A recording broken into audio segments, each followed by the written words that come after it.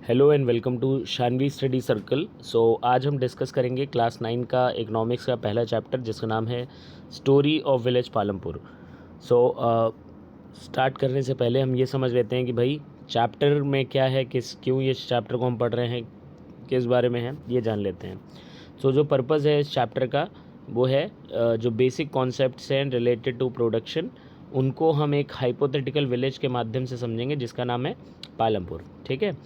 Farming यहाँ पे जो है पालमपुर विलेज में मेन एक्टिविटी है। इवन सारे ही लगभग विलेजेस की हम बात करें तो फार्मिंग मेन एक्टिविटी ही होती है, बट इसके साथ साथ यहाँ पे कुछ और जो अदर एक्टिविटीज़ हैं जैसे small scale manufacturing, dairy, transport वगैरह, ये सब भी कैरी ऑन किया जाता है बट लिमिटेड स्केल पे।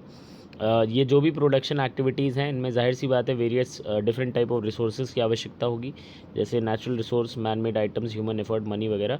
ठीक है। जैसे जैसे हम इस स्टोरी में आगे बढ़ेंगे तो विल गेट टू नो कि भाई कैसे डिफरेंट रिसोर्सेज को हम कंबाइन करके जो है जो डिज़ायर्ड गुड्स एंड सर्विसेज है उनको प्रोड्यूस कर सकते हैं। ठीक है। बात करेंगे विलेज पालमपुर की, तो पालमपुर जो है वेल कनेक्टेड है, बहुत ही वेल कनेक्टेड विलेज है अपने जो नेबरिंग विलेजेस हैं, टाउन्स हैं उनके साथ।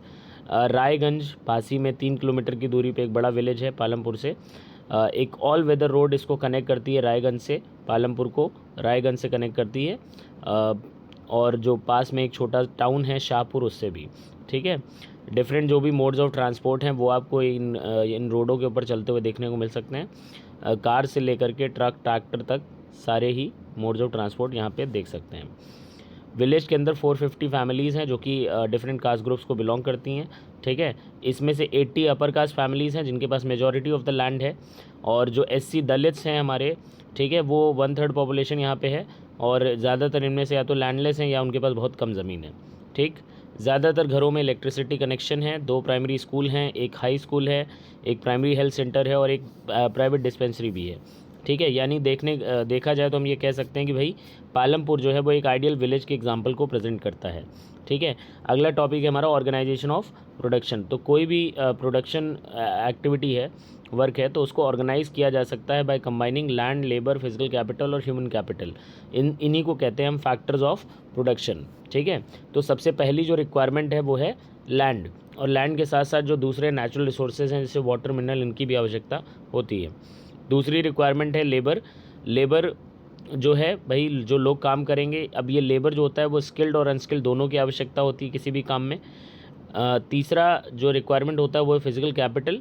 कैपिटल मतलब जो अमाउंट इन्वेस्ट करेंगे, जो जिसकी रिक्वायरमेंट होगी डिफरेंट इनपुट्स को ख़रीदने के लिए हर एक स्टेज पे। ठीक है। इसके बाद जो कैपिटल होती है भाई, ये 2 तरह की कैपिटल बताई जा रही है, एक फिक्स कैपिटल और एक वर्किंग कैपिटल। तो जो टूल्स, मशीन्स, बिल्डिंग या जो दूसरे इनपुट्स हैं जिनको यूज़ किया जाता है प्रोडक्शन में ओवर मैनी ईयर्स, कई वर्षों के लिए आपने इन्वेस्ट कर दिया, आपने एक ज़मीन खरीदी, वर्षों के लिए इन्वेस्टमेंट कर दिया, तो वो एक फ़िक्स कैपिटल हो जाता है। ठीक है। और raw material, money in hand, या जो भी चीज़ें जो यूज़ करने पे खर्च हो जाती हैं, ख़त्म हो जाती हैं, यूज्ड अप हो जाती हैं प्रोडक्शन में, उसको हम वर्किंग कैपिटल के एग्जांपल में रख सकते हैं। ठीक है। चौथी जो रिक्वायरमेंट है वो है नॉलेज एंड एंटरप्राइज। ठीक है। जिससे हम इन सारी चीज़ों को एक साथ ला करके और जो डिज़ायर्ड हमारा आउटपुट है वो हम निकाल सकें। ठीक है। अगला टॉपिक है हमारा फार्मिंग इन पालमपुर। तो भाई इसके अंडर में चूँकि हमने पहले ही पढ़ा था, फार्मिंग मेन एक्टिविटी है। ठीक है। मेन प्रोडक्शन एक्टिविटी है पालमपुर के अंदर। ठीक है। 75% लोग यहाँ पे जो है फार्मिंग पे डिपेंडेंट हैं अपने लाइवलीहुड के लिए। बेसिक जो पर लैंड जो है ये एक बेसिक कंस्ट्रेंट भी है भाई फार्म प्रोडक्शन में, क्योंकि लैंड जो है under cultivation can not be expanded, ये फिक्स है, इसको हम एक्सपैंड नहीं कर सकते हैं ना, ज़मीन हमारे पास अनलिमिटेड नहीं है। सिंस 1960 पालमपुर में कोई एक्सपेंशन नहीं हुआ है लैंड अंडर कल्टिवेशन में, और कुछ वेस्ट लैंड्स थे भाई जो जिन्हें कन्वर्ट किया गया कल्टिवेबल लैंड में, पर अब यहाँ पे कह रहे हैं कोई स्कोप नहीं है जिससे फार्म प्रोडक्शन को बढ़ाया जा सके। सवाल आता है कि is there a way one can grow more from the same land. तो जो भी काइंड ऑफ क्रॉप्स यहाँ पे ग्रो किए जाते हैं, जो फैसिलिटीज़ यहाँ पे अवेलेबल, उसके हिसाब से अगर देखा जाए तो पालमपुर जो है वो एक वेस्टर्न यूपी के विलेज से रिजेंबल करता है। सारी ही ज़मीन जो भी अवेलेबल है उस पर कल्टिवेशन यहाँ पे हो रहा है।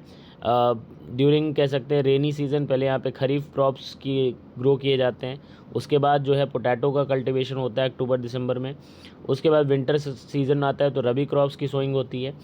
ठीक है। तो इस तरह से हम कह सकते हैं कि जो भी यहाँ पे प्रोडक्शन हो रहा है, जो भी क्रॉप ग्रो किया जाता है, ठीक है, उसमें से कुछ स्टॉक जो है फैमिली कंजम्पशन के लिए निकाल लिया जाता है और बाकी जो सरप्लस होता है वो सेल कर दिया जाता है मार्केट में। कुछ लैंड एरिया जो है यहाँ पे शुगर केन की कल्टीवेशन के लिए भी डिवोटेड रहता है, मतलब उसमें भी यूटिलाइज़ किया जाता है। फार्मर्स हम कह सकते हैं यहाँ पे 3 डिफरेंट क्रॉप्स हार्वेस्ट कर लेते हैं एक साल के अंदर, ठीक है, because of well developed irrigation system, because of we can say early arrival of electricity, चूँकि बिजली यहाँ पे जल्दी पहुँच गई थी, जिसकी वजह से जो ट्रेडिशनल तरीका था इरिगेशन का, जो पर्शियन व्हील्स वगैरह का इस्तेमाल होता था, they were replaced by electric run tubewells, जिसकी वजह से इरिगेशन सिस्टम बेहतर हुआ। और इरिगेशन सिस्टम बेहतर होने की वजह से ही फार्मर जो है यहाँ पे 3 फसलें जो है हार्वेस्ट कर लेते हैं एक साल के अंदर, ठीक है। जैसे कि हमने पढ़ा था भाई, खरीफ हो गया, रबी हो गया, बीच में पोटैटो हो गया, शुगर केन हो गया, तो इस तरह से 3 फसलें साल में ग्रो कर लेते हैं, ठीक है। Is there in what other ways farmers can increase agriculture production in Palampur, किस तरह से यहाँ पे जो है एग्रीकल्चर प्रोडक्शन को बढ़ाया जाता है। तो एग्रीकल्चर प्रोडक्शन को बढ़ाने के लिए पहले तो फार्मर्स जो है भाई मल्टीपल क्रॉपिंग प्रैक्टिस कर सकते हैं, ठीक है। दूसरा हम कह सकते हैं मॉडर्न फार्मिंग मेथड्स का इस्तेमाल किया जाता है, ठीक है। तीसरा हम कह सकते हैं ग्रीन रेवोल्यूशन का बड़ा योगदान रहा भाई, कंट्रीब्यूशन रहा, जिसकी वजह से HYV सीड्स का इस्तेमाल फार्मर्स ने शुरू कर दिया, केमिकल जो भी इनपुट्स हैं उनका इस्तेमाल शुरू हो गया, ठीक है।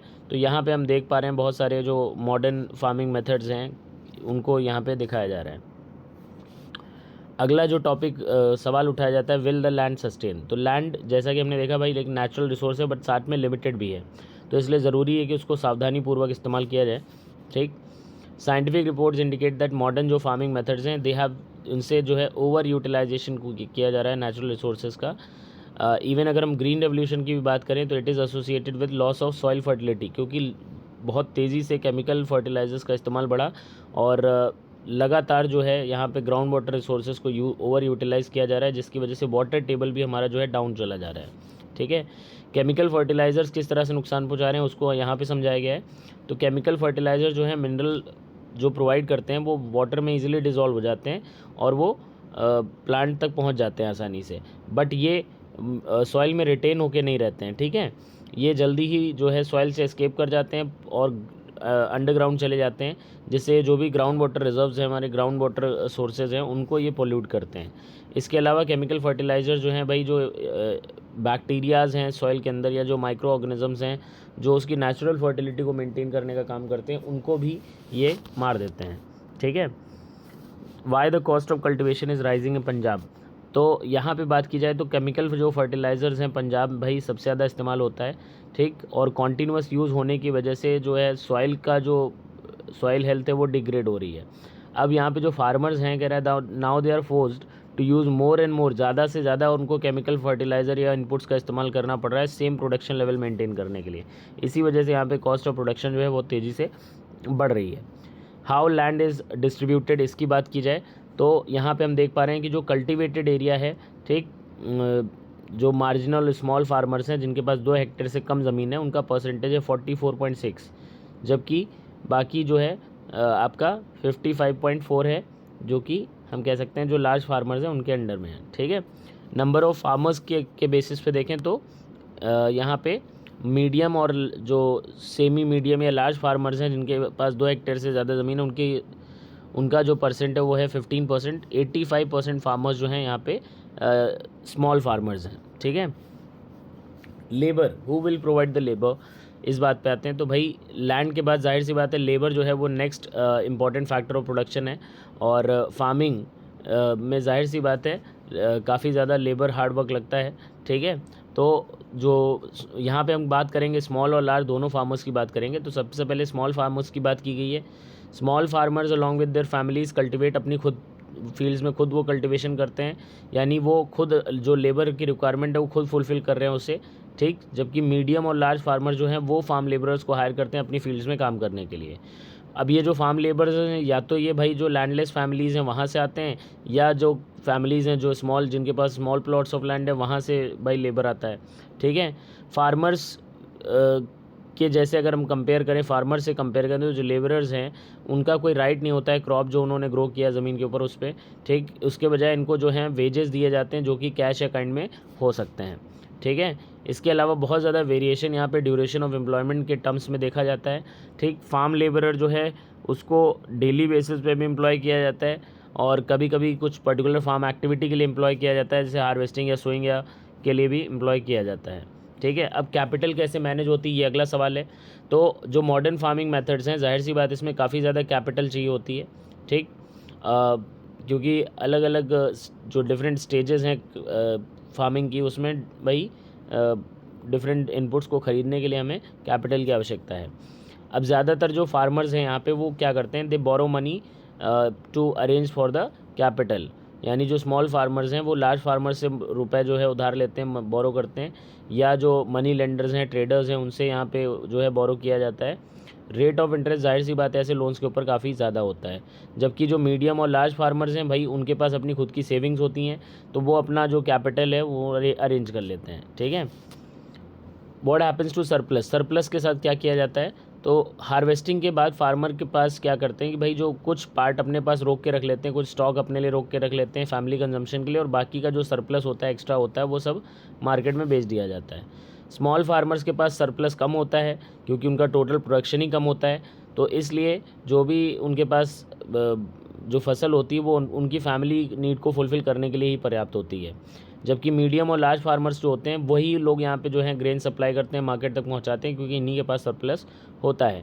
ट्रेडर्स मार्केट में भाई जो है जो भी ग्रेन्स होते हैं उसको ख़रीद लेते हैं और फर्दर जो है फिर वो शॉपकीपर्स को टाउन्स और सिटीज़ में बेचते हैं।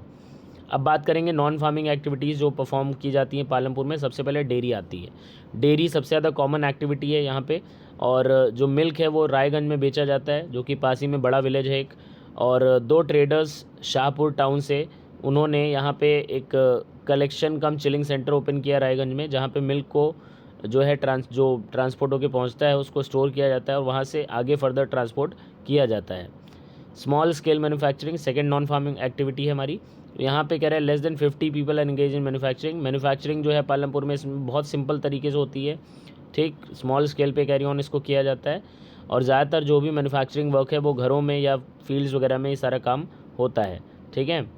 दो एग्जांपल्स भी हमें दिए गए, जैसे मिश्री लाल की बात की गई भाई, इन्होंने क्या किया, एक mechanical sugar cane crushing machine खरीदी जो कि बिजली से चलती है, और इन्होंने अपने उसको फील्ड में इंस्टॉल किया, ठीक है। शुगर केन क्रशिंग पहले जो है यहाँ पे बुलक्स की हेल्प से की जाती थी, बट भाई मौजूदा समय में लोग यहाँ पे मशीन कह रहे हैं प्रेफर करते हैं, तो मिश्री लाल ने भी भाई शुगर केन वाले जो क्रशिंग मशीन थी वो ख़रीदी, ठीक है, और उसको प्रोसेस करके जैगरी बनाना शुरू किया। जैगरी को फिर वो आगे ट्रेडर्स को शाहपुर में बेचते थे, इस तरह से उनको प्रॉफिट हो रहा था।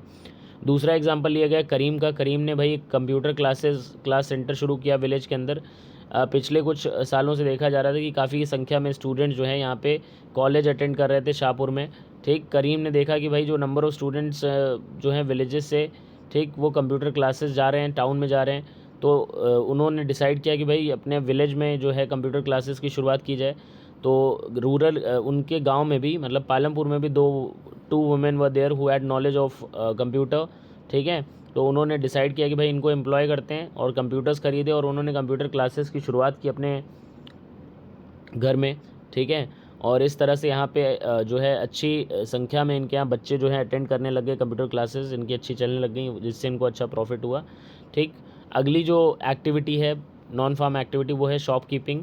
तो पीपल इन्वॉल्व इन ट्रेड का मतलब यहाँ पे एक्सचेंज ऑफ गुड्स से ही है, ठीक है। दे आर नॉट मैनी, मतलब ज़्यादा संख्या में लोग नहीं हैं, ठीक। ट्रेडर जो हैं ज़्यादातर शॉपकीपर्स हैं जो कि गुड्स खरीदते हैं होलसेल मार्केट से और सिटीज़ में आगे बेचते हैं, सिटीज़ से ख़रीदते हैं और आगे लाके यहाँ पे विलेज में बेचते हैं।